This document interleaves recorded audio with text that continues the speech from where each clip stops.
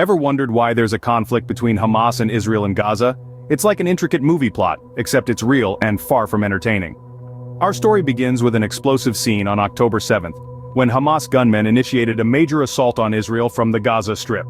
This was no action flick, but a real-life horror resulting in 1,200 precious lives lost and about 240 individuals taken hostage. Israel, in retaliation, launched airstrikes and a ground offensive, painting a bleak picture of war and destruction. The death toll in Gaza rose over 20,000, a chilling testament to the scale and intensity of this conflict. A brief intermission in November saw a temporary truce and the release of hostages by both sides, but the fighting soon resumed. The human cost is staggering, the infrastructure strained, and the world watches as this tragic drama unfolds. So buckle up as we unravel this complex plot, but remember, this isn't Hollywood, it's real life.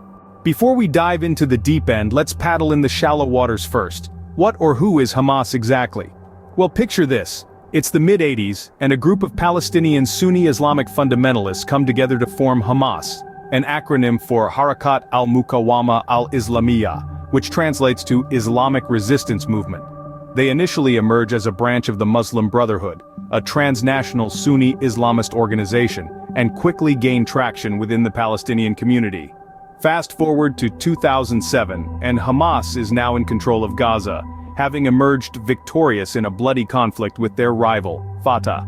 This control gives them the unique, albeit contentious, position of being both a political entity and a military organization.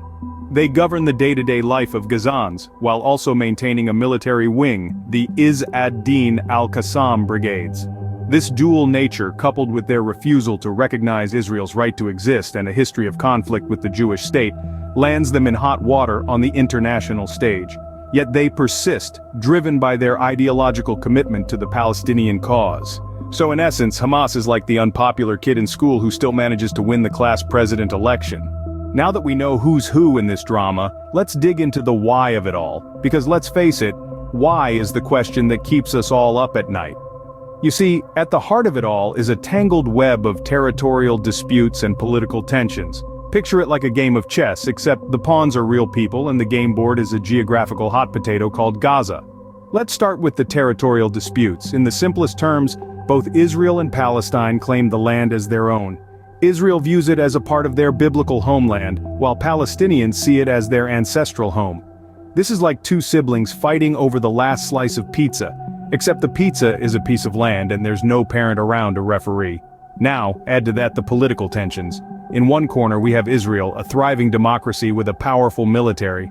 In the other corner we have Hamas, an Islamist militant group that took control of Gaza in 2007. Hamas doesn't exactly see eye to eye with Israel's existence, and has been known to express this through rocket fire and tunnel attacks. But it's not just about land or political ideologies, it's also about the people, the ordinary folks caught in the crossfire. Their lives are disrupted, their homes are destroyed, and their futures are uncertain. It's like living in a reality TV show, except there are no winners, and the eviction is not followed by media interviews and Instagram fame. Of course, this is a simplified version of a very complex issue. It's like trying to explain quantum physics using sock puppets.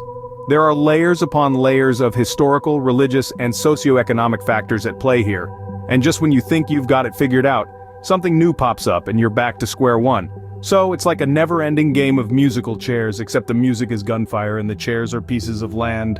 Now let's talk about the latest season of this never-ending drama series. Picture this. October 7th, Hamas launches a major assault on Israel from the Gaza Strip. The result? A chilling 1,200 lives lost, and around 240 hostages taken.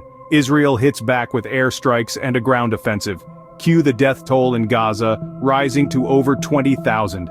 A brief interlude in November allows for a hostage exchange, but the fighting resumes soon after. Now imagine the scene on the ground.